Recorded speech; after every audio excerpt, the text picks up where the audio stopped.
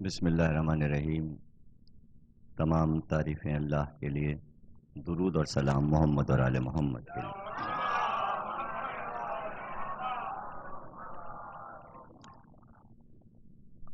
الوداع عشرے کی پہلی تقریر آپ حضرات سماعت فرما رہے ہیں۔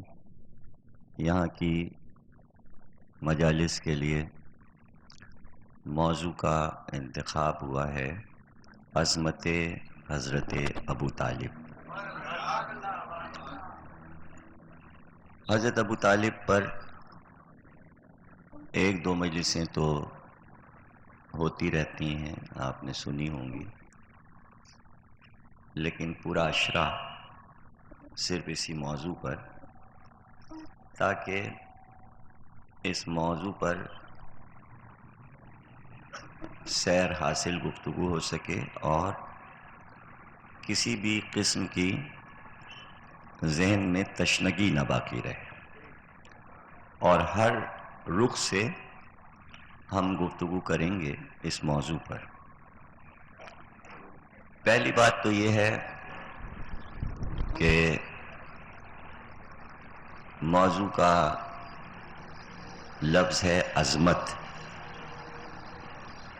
عام طور سے ذاکرین بحث کرتے ہیں ایمان ابو طالب، تو میں نے کبھی بھی ایمان ابو طالب موضوع نہیں رکھا۔ یعنی کسی چیز کا آپ نے اقرار کر لیا اور کسی چیز کا انکار کر دیا، اور اس کے بعد آپ نے لفظ استعمال کیا۔ یعنی جب ہم یہ کہہ رہے ہیں کہ ابو طالب کا ایمان ثابت کریں گے، تو اس میں انکار پہلے، یعنی کوئی نہیں مانتا تو ہم ثابت کریں گے، تو جو نہیں مانتا اس کی کیا حیثیت ہے، اور جو ہم ثابت کریں گے اس کی کیا حیثیت ہے؟ ہم کون ہوتے ہیں ثابت کرنے والے؟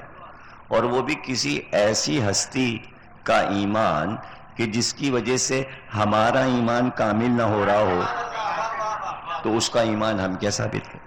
اب کوئی کہے کہ صاحب کل ایمان کا کیا ایمان ہے، تو وہ کوئی ثابت ہوگا۔ کوئی کہے رسول اللہ کا ایمان ثابت کیجئے، کوئی کہے اللہ میاں کا ایمان ثابت کیجئے، یہ کوئی موضوع ہوا؟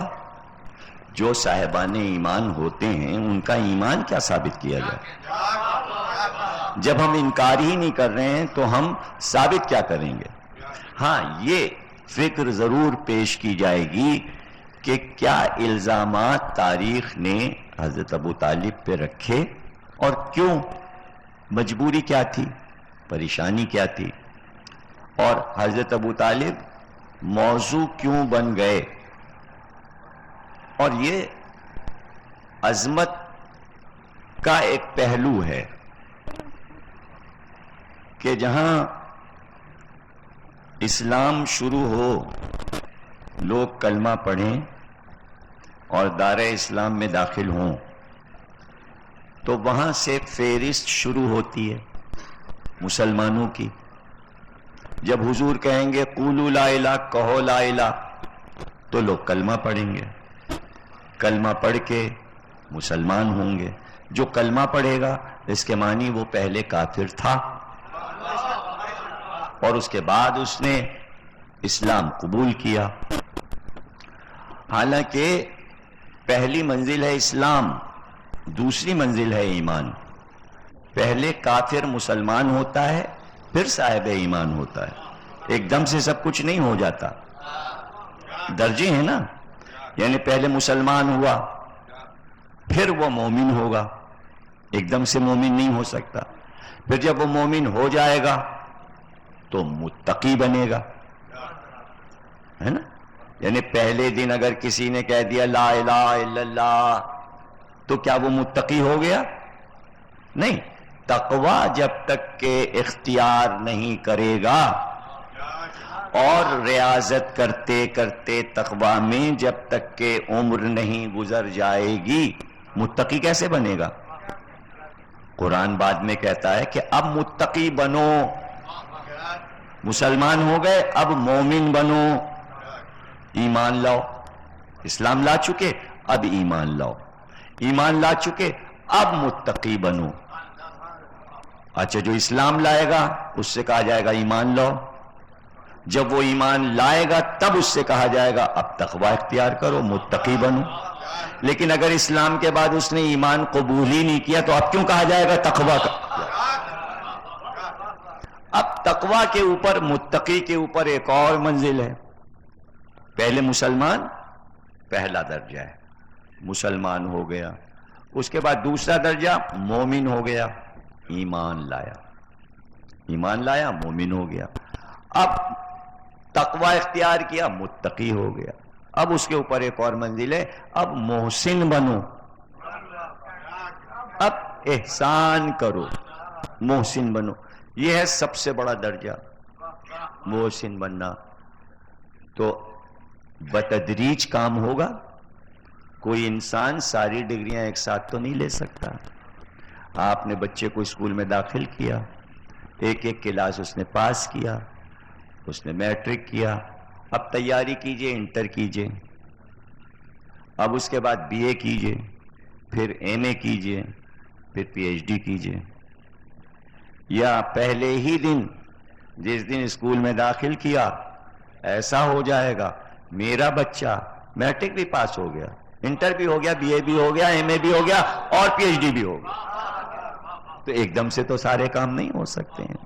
اس لیے قرآن دعوت دیتا ہے اب یہ کام تم نے کر لیا، اب یہ کام کرو، آگے بڑھو، اپنی پہچان بناؤ. تو ظاہر ہے کہ جن لوگوں نے کلمہ پڑھا اس میں سے مومن کتنے تھے؟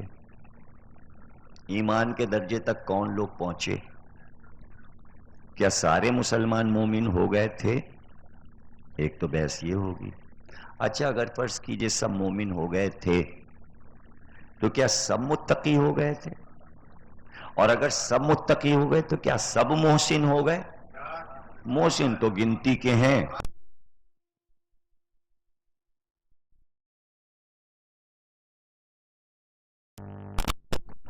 ابراہیم کو کہا، آل ابراہیم کو کہا، اور موسیٰ کو کہا، حضرت عیسیٰ کو کہا. ان کے نام لے کر کا یہ سب محسنین تھے. اس کے بعد کسی کے نام نہیں ہے کہ وہ محسن بھی بنیں گے. تو ہم کو تو یہ تھوڑی دیکھنا ہے کہ ابو طالب کے کلمے کی بحث کریں کہ کلمہ پڑھا. ہم کو یہ دیکھنا ہے کہ انبیاء کی جو صف محسنین کی ہے اس میں ابو طالب کا نام ہے یا نہیں. ہم نیچے سے چلیں گے، کب ہم وہاں تک پہنچیں گے؟ ہم اوپر سے چلتے ہیں کہ محسنین کی صف میں ابو طالب کا نام آتا ہے یا نہیں. اور جب وہاں پر نام آ جائے، احسان کرنے والوں میں ان کا نام آ جائے، محسنین میں ان کا نام آ جائے، تو پھر اس بحث کی ضرورت ہی نہیں کہ ایمان اور کلمہ اور یہ اور وہ. جب بڑی ڈگری ان کے پاس ہے تو چھوٹی چھوٹی ڈگریوں کی بحث میں ہم کیوں پڑھیں؟ ہم یہ کیوں دکھائیں کہ ہے کہ نہیں ہے؟ اور ضروری بھی نہیں. اچھا کسی کو کیوں دکھائیں؟ سوال یہ کسی کو ہم کیوں دکھائیں ڈگریاں؟ کوئی نہیں مانتا کہ صاحب عالم دین نہیں ہے ضمیر اختر، تو نہ مانیے، نہیں ہے تو نہیں ہے. ڈگریاں دکھا دیجئے اور نہ دکھاؤں تو ڈگریاں تو نہیں دیکھی جاتی. علم کی ڈگریاں نہیں ہوتی. علم کی پہچان اس کی زبان ہے، اس کی گفتگو ہے، اس کے لفظ ہیں. وہ اگر گواہی دے رہے ہیں کہ عالم ہے تو مان لیجئے، اگر لفظ گواہی دے رہے ہیں کہ جاہل ہے تو کون آپ سے کہہ رہا ہے کہ مانیے؟ فیصلہ کر دیجئے کہ فلاں شخص جاہل ہے، فلاں عالم ہے، بات ختم ہو گئی. تو یہی 1400 برس سے ہمارا معیار ہے. قیامت یہ ہو گئی کہ ایک طرف تو قرآن نے یہ کہا کلمہ پڑھو مسلمان ہو جاؤ، مشرک نہ بنو، کافر نہ بنو، کلمہ پڑھو، اور پھر یہ کہنا کہ مومن ہو جاؤ، اور پھر یہ کہ متقی ہو جاؤ. اسی درمیان میں قیامت یہ ہو گئی کہ اب اللہ نے یہ سورے اتارنے شروع کر دیے اور آیتیں کہ ایک اور چیز ہے کافر اور مومن کے درمیان، اس کو کہتے ہیں منافق. اچھا اگر کسی کی آپ اسلام کی ڈگری نکلوا بھی لیجئے اور وہ بیچارہ نکال کے دے بھی دے کے دیکھے فلاں تاریخ کو کلمہ پڑھا تھا اور فلاں فلاں گواہ ہیں میرے کلمہ پڑھنے کے، یہ دستخط دیکھ لیجئے جیسے نکاح نامہ ہوتا ہے یا میٹرک کا سرٹیفکیٹ ہوتا ہے، یہ دیکھیے فلانی تاریخ کو فلانے سن میں ہم نے کلمہ پڑھا تھا، یہ اس پہ گواہوں کے دستخط ہیں، دکھا دے گا وہ ڈگری۔ لیکن کیا کوئی کافر بھی اپنی ڈگری دکھائے گا کہ ہم کافر ہیں؟ اچھا اگر کافر اظہار بھی کر دے کہ ہم کافر ہیں، چلو زبانی ڈگری نہ دکھائے، تو کیا منافق ڈگری دکھا دے گا؟ یہ ہے آپ کے لیے فکر کرنے کی بات کہ جس بات پر قرآن نے اتنا زور دیا کہ سورہ منافقون اتار دیا، تو اگر ہم اللہ سے یہ پوچھیں کہ تو نے اتنے نام قرآن میں منافقوں کے گنائے ہیں، یہ تو بتا کہاں ہیں اور ان کی ڈگری کیا ہے؟ اس لیے کہ جو پہچان بتائی ہے کہ زبان پہ کچھ اور ہوتا ہے اور دل میں کچھ اور، تو زبان کا مسئلہ تو چلیے حل کر لیا، دل کا کیسے پتہ لگائیں؟ جب تک دل کا پتہ نہیں چلے گا ہم نہیں پہچان سکتے کہ منافق کون ہے۔ حالانکہ اللہ اصرار کر رہا ہے کہ منافق ہیں، آیتیں بتا رہی ہیں، موجود ہیں، مدینے میں ہیں، عرب میں ہیں۔ پہچان کیا ہے؟ تو ایک پیمانہ، ایک پیمائش اللہ کو دینا چاہیے، ورنہ ہم کیسے پہچانیں کہ اس کے دل میں کیا ہے اور زبان پہ کیا ہے؟ اس لیے اللہ نے ایک پیمانہ دیا کہ تم یہ پہچاننا چاہتے ہو کہ مجمع میں کون مسلمان ہے، کون مومن ہے اور کون منافق ہے، فضائل علی شروع کر دو پڑھنا، پہچان لو گے کون منافق ہے کون مومن ہے۔ صلوات پڑھیے۔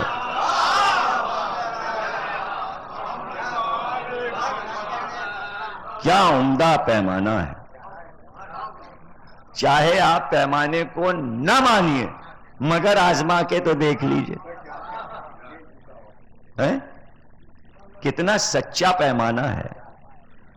اچھا اب یہ موقع ایسا ہے، دیکھیں کیسے اللہ نے پیمانہ بنا دیا کہ جس کے دل میں علی کی دشمنی ہوگی وہ نقلی بن کر بھی تعریف نہیں کر سکتا،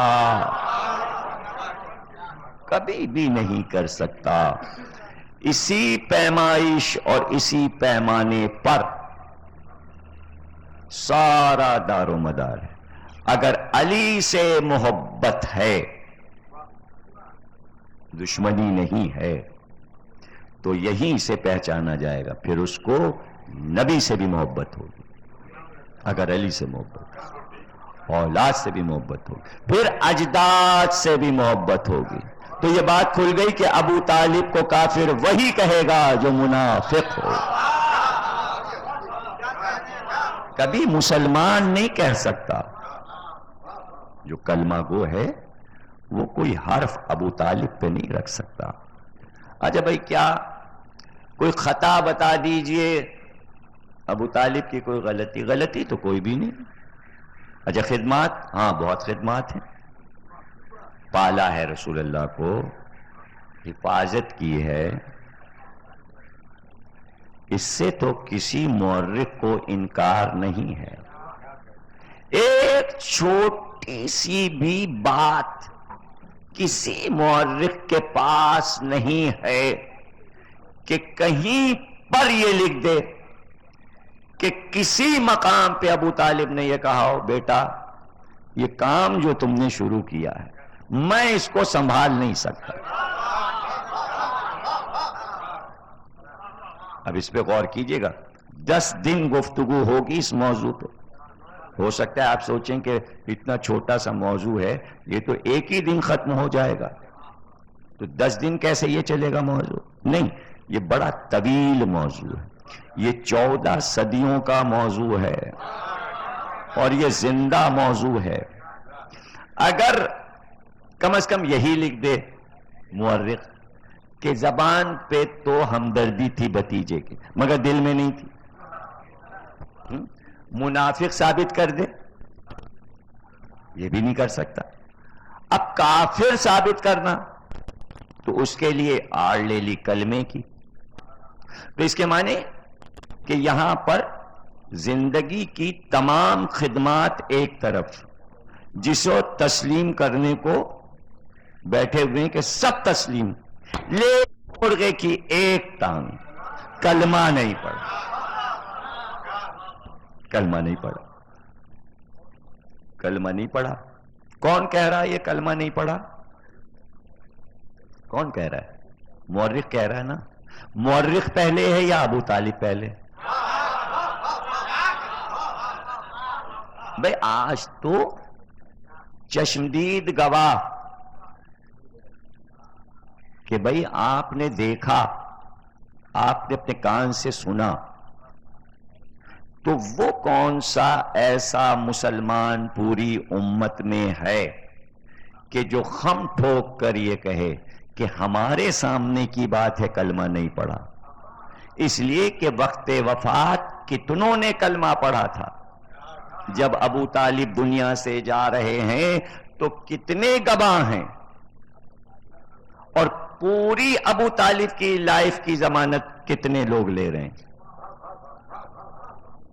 جب تنہا ابو طالب ہیں کتنے ان کے دوست ہیں، کتنے ان کے ساتھی ہیں. ایسا لگتا ہے ابو طالب نے کسی سے دوستی ہی نہیں کی. لوگوں کے دو چار دوست مل جاتے ہیں. تاریخ میں لکھیں فلاں صاحب کا فلاں دوست تھا، فلاں کا فلاں دوست تھا. جتنے کافر بعد میں مسلمان ہوئے سب کے پرانے اور نئے دوست تھے. مطلب ایک بڑی مشہور دوستی میں آپ کے سامنے بیان کرتا ہوں، کسی کا ذکر نہیں کرتا، بڑی پکی دوستی بیان کرتا ہوں. وہ حضور کے چچا ایک اور ہیں، عباس بن عبد المطلب. ان کی ابو سفیان سے بہت پکی دوستی تھی، بچپن کی دوستی تھی. بچپن، جوانی، بڑھاپا، ایمان، کفر سب اپنی جگہ. وہ کافر رہا، انہوں نے کلمہ بھی پڑھ لیا، دوستی نہیں ختم ہوئی. اب تھی بھائی بچپن کی دوستی کیسے چھوٹے گی؟ نہیں چھوڑنے کو تیار تھے، نہ وہ نہ یہ. ساری مخالفتیں، ساری جنگیں، سارے مسائل اپنی جگہ، دوستی اپنی جگہ ہے. دوست تو ہے نا. یہ بھی حضور کے چچا ہیں اور وہ بھی حضور کے چچا ہیں. سوال یہ کہ عباس بن عبد المطلب تو ابو سفیان جیسے کافر کو دوست رکھ رہے ہیں، ابو طالب کا کوئی کافر دوست کیوں نہیں ہے؟ چچا یہ بھی ہیں، چچا وہ بھی ہیں. اب مسلمانوں کے جملے سنیے گا، جو میں سارے جملے جو تاریخ میں لکھے ہیں وہ سب سناؤں گا تاریخوں میں. کہتے ہیں حضور کے 4 چچاؤں میں 2 ایمان لائے، 2 کافر رہے. پکی بات، پکی بات لکھتے ہیں. 2 چچا مسلمان ہوئے، 2 کافر. جو مسلمان ہوئے 2 وہ عباس بن عبد المطلب اور حمزہ، اور جو کافر رہے وہ ابو لہب اور ابو طالب. یہ سب نے لکھ دیا، یہ فیصلہ کر دیا، 4 میں حصے برابر کر دیے، 2 ادھر 2 ادھر. اب جس کو کہہ رہے ہیں کہ عباس مسلمان ہو گئے، ان کا پکا دوست وہ ہے جس کی وجہ سے اسلام ہمیشہ تباہ ہوتا رہا. اس کلمے کا فائدہ بتا دو. ابھی ہم اس پہ بات کرتے ہیں کہ اگر کلمہ سب کچھ ہے، کلمے کا ہی فائدہ ہے، تو اس کلمے کے فوائد دیکھتے ہیں. بڑی دوستی تھی دونوں میں، ساتھ میں شکار کھیلنے جاتے تھے، تفریح کرنے جاتے تھے. اب دوست ظاہر ہے دوست کے کام نہ آئے تو پھر دوستی کس کام کی؟ پھر دوستی بدنام ہو جائے، پھر دوست بے وفا ہے. اب جب فتح مکہ کا روز آیا اور حضور کا لشکر جب مکے میں داخل ہونے لگا، 14,000 کا لشکر تلواریں اٹھائے ہوئے شان کے ساتھ نبی مکے میں داخل ہو رہے ہیں.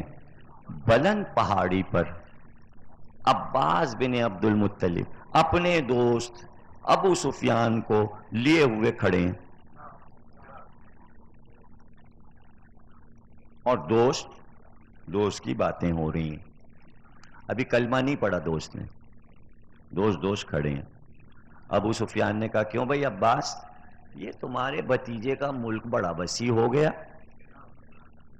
اب یہ وہ باتیں بیان کریں گے جس میں اختلاف نہیں ہے شیعہ سنی میں. یہ روایتیں شیعوں نے بھی لکھی, سنیوں نے بھی لکھی. اس کے علاوہ کوئی دوسری روایت ہی نہیں ہے. روایت میں اختلاف وہاں ہوتا ہے کہ ایک کچھ کہے دوسرا کچھ کہے. جہاں دونوں متفق ہوں تو روایت ایک ہی ہوتی ہے.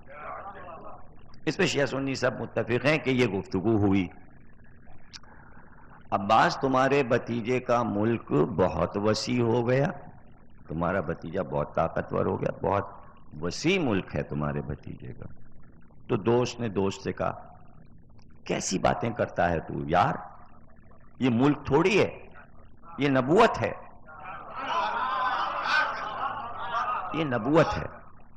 اب یہ مطلب کافر دوست کو سمجھا رہے ہیں کہ یہ ملک نہیں ہے, یہ نبوت ہے.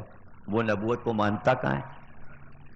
وہ نبوت کو تو نہیں مان رہا ہے. وہ تو کہہ رہا ہے یہ ملک حاصل کرنے کے لیے سب کچھ کیا ہے محمد نے, وہ ابھی تک اسی پہ جمع ہوا ہے, اولاد بھی وہی کہے گی. یہ بات ختم نہیں ہوگی, کلمہ پڑھنے سے یہ بات ختم نہیں ہو جائے گی. جو فکر بنا لی وہ فکر رہے گی.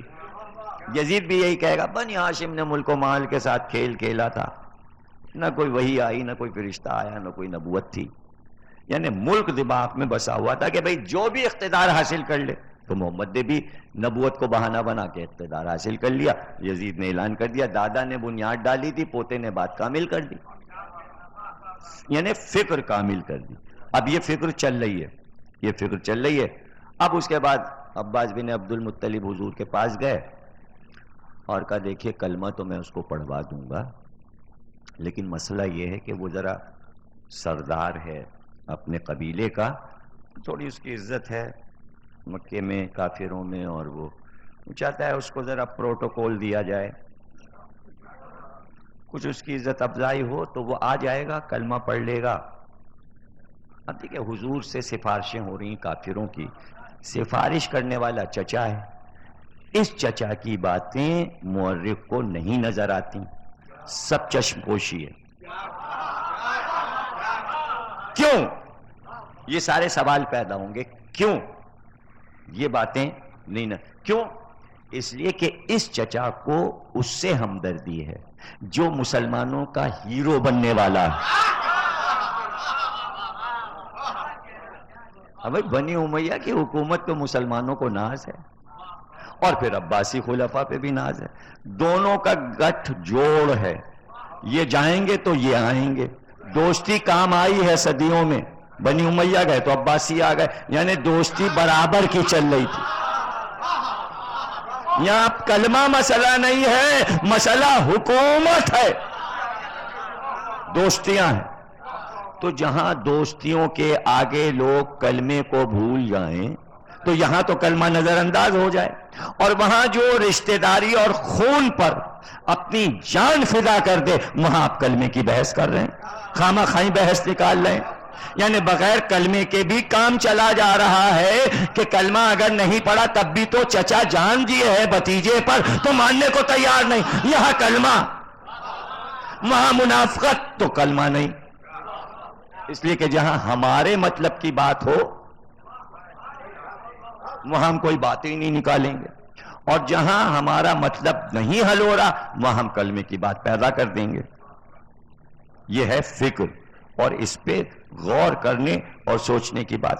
اس کو تھوڑا سا عزت افزائی اس کی ہو جائے. اب حضور کو کوئی مشورہ دے تو آپ نے اعلان کیا کہ بھئی جو ابو سفیان کے گھر میں پناہ لے لے گا وہ معاف ہے, اس کو قتل نہیں کیا جائے گا, اور جو ادھر ادھر گھومتے ملیں گے انہیں قتل کر دیا جائے گا. بھئی بہت بڑی عزت دے دی حضور نے, عزت تھوڑی دی, شر کو ایک جگہ بند کیا. دیکھیں ہوتا قتل عام, یہ اگر نکل پڑتے مکے کے کافر تو مسلمان چھوڑتے تھوڑی, اس لیے کہ مسلمان بھی غصے میں تھے.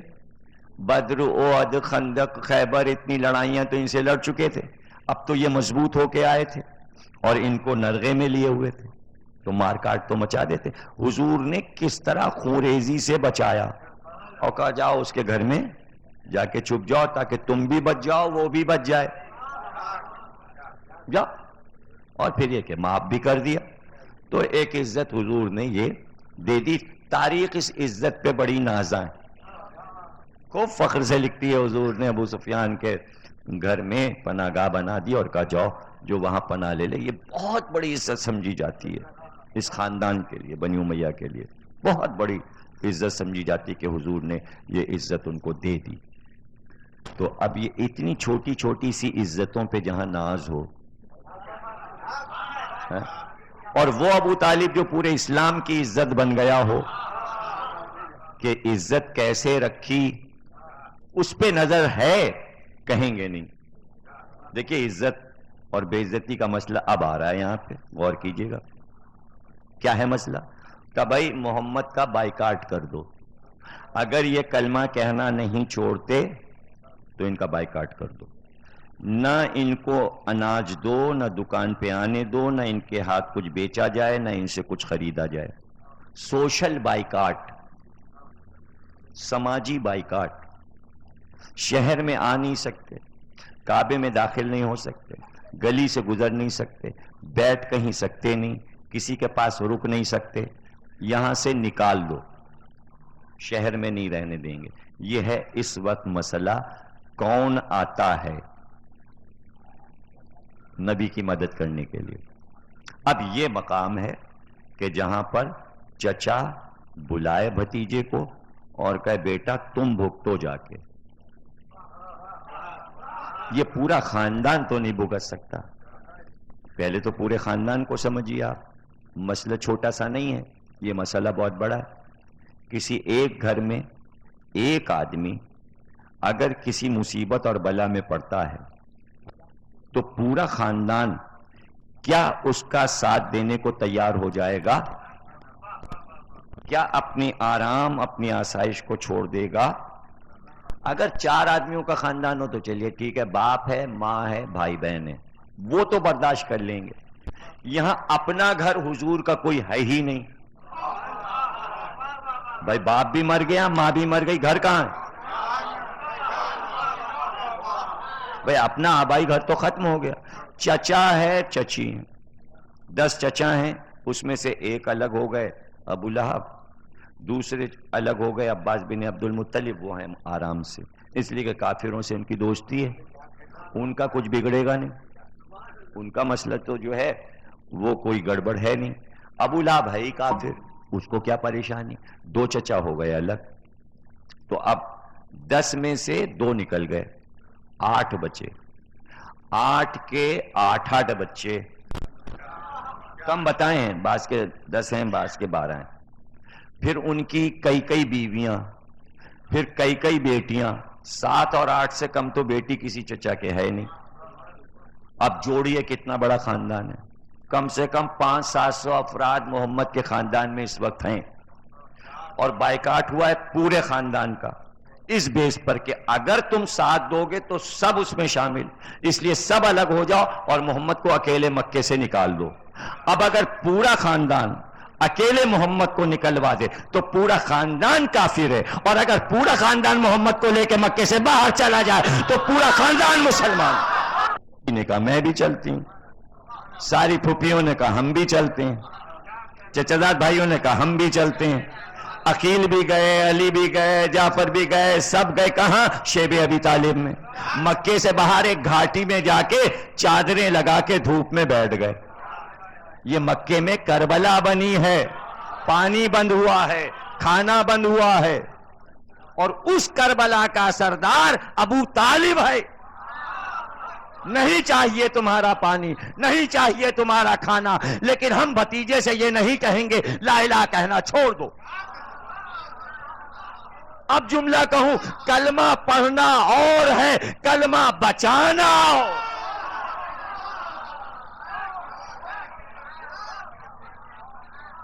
جب بھتیجے کو بچا لیا تو کلمہ بھی بچا لیا.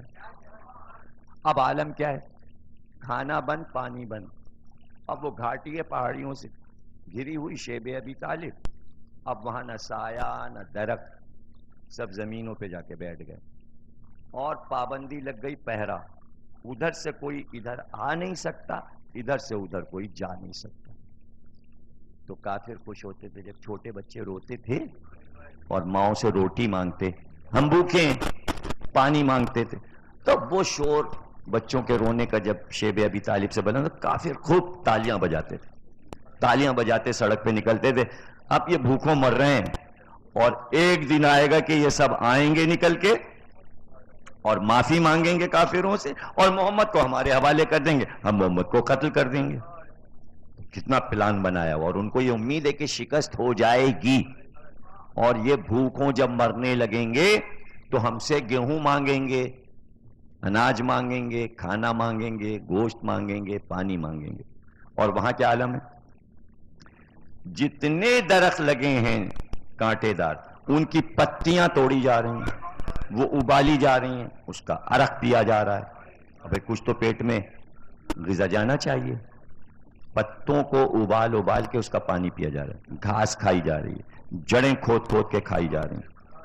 اور اس میں کہیں 10-12 برس کا ابو طالب کا بیٹا علی نکلتا ہے, مکے سے باہر جاتا ہے, گیہوں کی بوری لاد کے لاتا ہے, اس کو پسواتا ہے, آٹا لاتا ہے. کبھی ہفتے میں 1-2 بار روٹی پک گئی, آدھا آدھا ٹکڑا سب نے کھا لیا, نہ معلوم کتنے بچے بھوکوں مر گئے. مگر واہ رے ابو طالب, یہیں پہ تو مسئلہ ہے کہ ابو طالب نکل کے آتے, کہتے بھائی ختم کرو یہ سوشل بائیکاٹ, ہم محمد کو منع کر دیں گے کہ یہ قولوا لا الہ مت کہو اور یہیں رہنے دو ہم کو, گھر ہی گھر میں معاملہ رہے گا, تم سے نہیں کہے گا ہمارا بیٹا. لیکن ابو طالب اڑے ہوئے, جناب خدیجہ ملکہ ہیں اور گھاس کھا رہی, اور وہاں پہ پتے توڑ کے کھا رہی, پتے ابال کے کھا رہی. کس آسائش میں رہی ہیں بی بی, کیسے رہی. اور یہاں شیب ابی طالب کا چٹیل میدان. لیکن ایک آدمی بھی شکوہ نہیں کر رہا کہ یہ ہمارے اوپر مصیبت پڑی ہے. یہ ہیں ابتدائی مسلمان, یہ ہیں جانثار مسلمان. ان کو بھلا کر آپ کیسے اسلام کی باتیں کر رہے ہیں؟ کیسی تاریخ اسلام ہے؟ چاند ہو جائے گا ربیع الاول شروع, سب جھنڈے لگیں گے, ٹی وی پہ پروگرام آئیں گے, اخباروں میں مضامین آئیں گے, فتوحات کی باتیں ہوں گی, ملکوں کی باتیں ہوں گی. اتنی سلطنت بڑھ گئی, یہ وسعت بڑھ گئی, کروڑوں سونا آ گیا, فلانا آ گیا, فلانا بادشاہ کا تخت ایسا تھا, ان کا ملک ایسا تھا, ان کا ملک ایسا تھا, دارالحکومت یوں سجا تھا, بغداد ایسا تھا, سامرا ایسا تھا, کوفہ ایسا تھا, مصر ایسا تھا, دمشق ایسا تھا. کہانیاں کہہ لو. اور یہ شیب ابی طالب کیسا تھا؟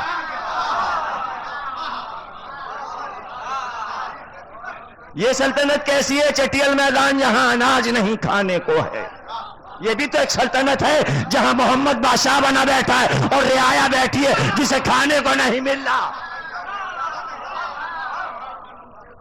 اس کی بات بھی تو کر لو.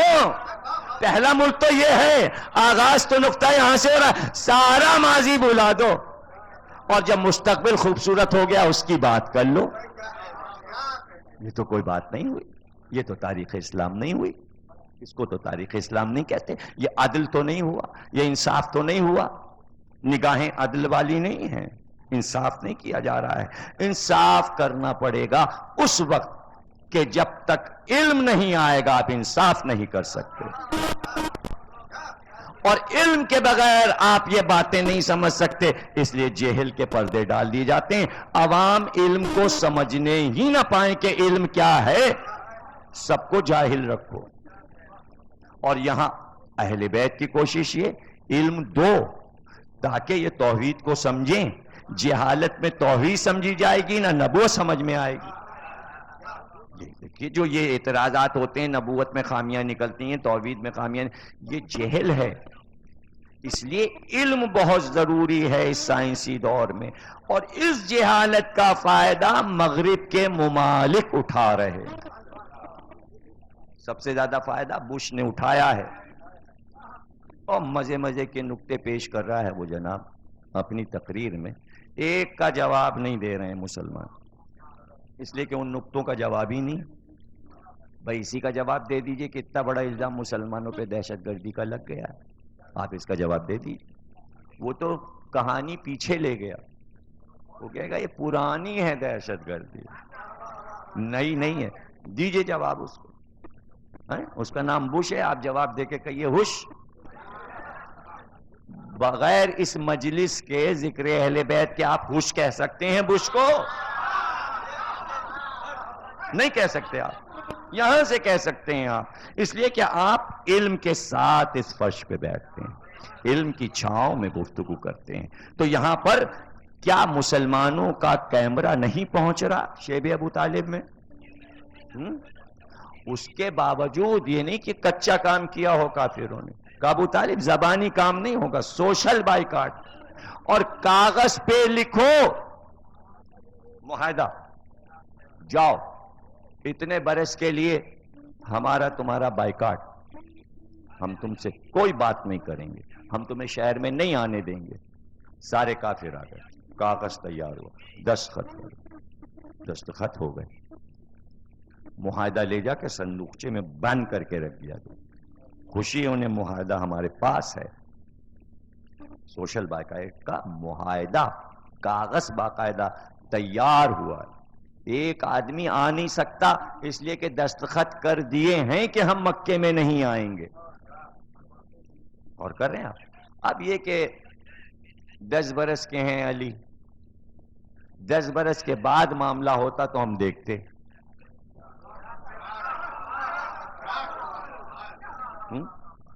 10 برس، لیکن اب ابو طالب کو سارا کام کرنا ہے.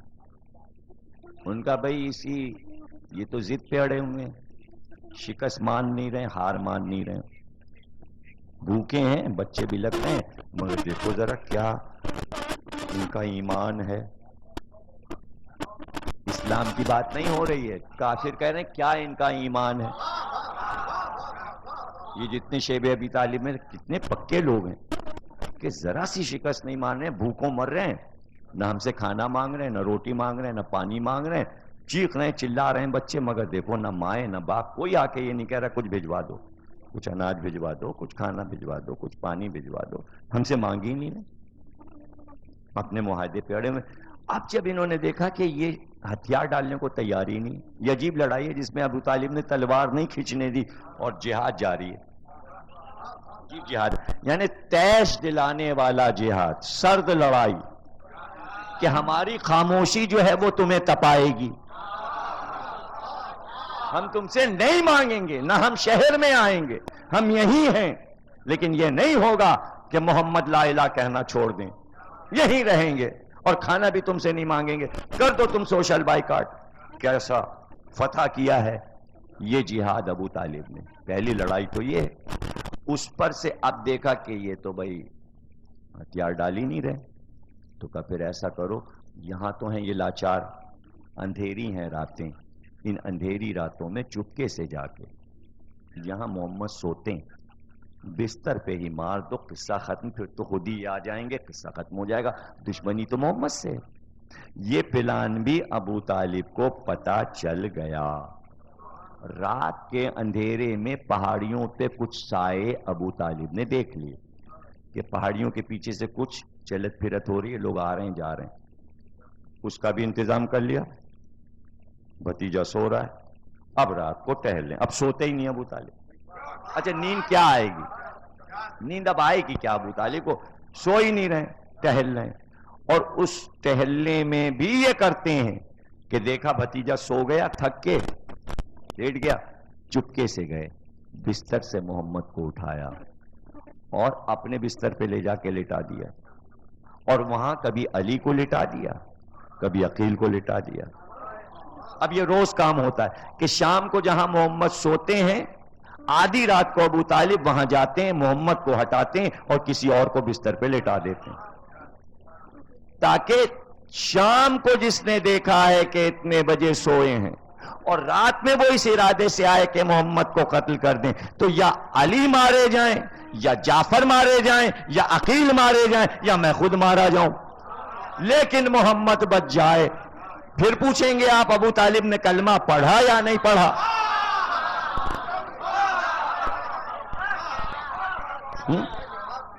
پھر آپ پوچھیں گے کیا یہاں پر بھی یہ پوچھا جائے گا؟ اب بھی کلمے کا سوال ہوگا؟ یہ تو ہم بعد میں بات کریں گے کہ جس نے کلمہ نہیں پڑھا مورخ کی نظر میں وہ اتنا امپارٹنٹ ہو گیا. لیکن ہم پھر یہ بھی بات کریں گے کہ جن جن نے کلمہ پڑھا انہوں نے کیا کارنامے کیے کلمہ پڑھا. اگر کلمے کے ہی بحث ہے تو جس نے نہیں پڑھا اس پہ بھی بات کیجئے اور جس نے پڑھا ہے پھر اس پہ بھی بات کیجئے اور دونوں کے کارناموں کو سامنے رکھ دیجئے. اور ایسے میں جبریل امی نازل ہوئے اور کہا کہ اللہ بات تو درود و سلام کے وہی کر رہا ہے آپ پر کہ وہ معاہدہ جو لکھا گیا تھا وہ جو صندوق میں رکھا تھا اللہ نے اس معاہدے کے کاغذ پہ دیمک کو مسلط کر دیا. جبریل امی نے آ کے بتایا اور دیمک پورا معاہدہ نامہ کھا گئی. جبریل بتا رہے ہیں حضور کو. اور جہاں جہاں اللہ کا نام لکھا تھا اور محمد کا نام لکھا تھا وہ جگہ تو کاغذ دیمک نے چھوڑ دیا اور ادھر ادھر جو کافروں کے نام لکھے تھے سب کو کھا گئی. پوری بات بتائی ہے جبریل نے. حضور نے چچا کو بلایا اور کہا چچا وہ جو معاہدہ ہوا تھا دیمک کھا گئی اور اب ان سے جا کے آپ کہیے کہ معاہدہ ختم, معاہدے کا وجود ہی نہیں ہے, اب ہمیں آنے دو مکے میں.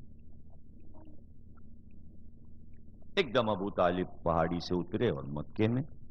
اب ادھر سے سب بڑھے آگے, ادھر سے ابو طالب آ رہے ہیں, ادھر سے سب حیرت زدہ ہو کے کہ اب آ کے شکست کا اعلان کریں گے کہ بھائی اب فاقے نہیں ہوتے, اب ہم بھوکوں نہیں مر سکتے, اب شاید محمد کو حوالے کرنے آ رہے ہیں. اور ابو طالب شان سے چلے آ رہے ہیں. اب اگر کوئی کچا ساتھی ہوتا تو وہ آتے ہی کہہ دیتا وہ معاہدہ نامہ جو ہے دیمک کھا گئی, کیس خراب ہو جاتا. پتہ ہے کیا کہتے ہیں کافر؟ کہتے ہیں ہم تمہیں دکھائیں گے نہیں, ہم لائیں گے نہیں معاہدہ نامہ, جا کے چپکے سے دیکھ لیتے کہ دیمک کھا گئی ہے. کہتے رکھا ہوا ہے, تم غلط کہہ رہے ہو, تم جھوٹ کہہ رہے ہو. اب یہ ابو طالب کی بصیرت دیکھیے کہ بھئی ہم تم سے کچھ بات کرنا چاہتے ہیں, ابھی تو یہی سمجھیں میل کرنے آئے ہیں. ابو طالب نے کہا بھئی وہ صندوقچہ جس میں معاہدہ نامہ رکھا ہے وہ صندوقچہ لے آؤ یہاں سامنے رکھو.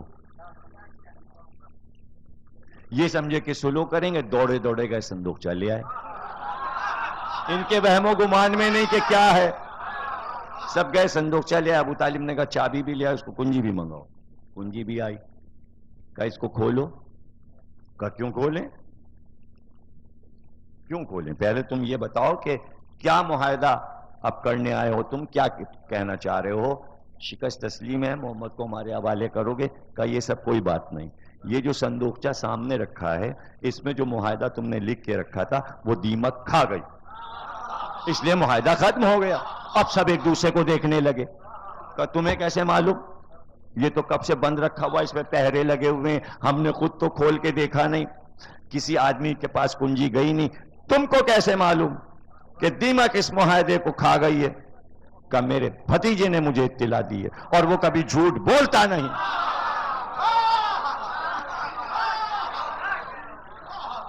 اس نے خبر دی. کہ اس کو کس نے خبر دی؟ کہ اس کو اللہ نے خبر دی. اب کلمہ کیسے پڑھا جاتا ہے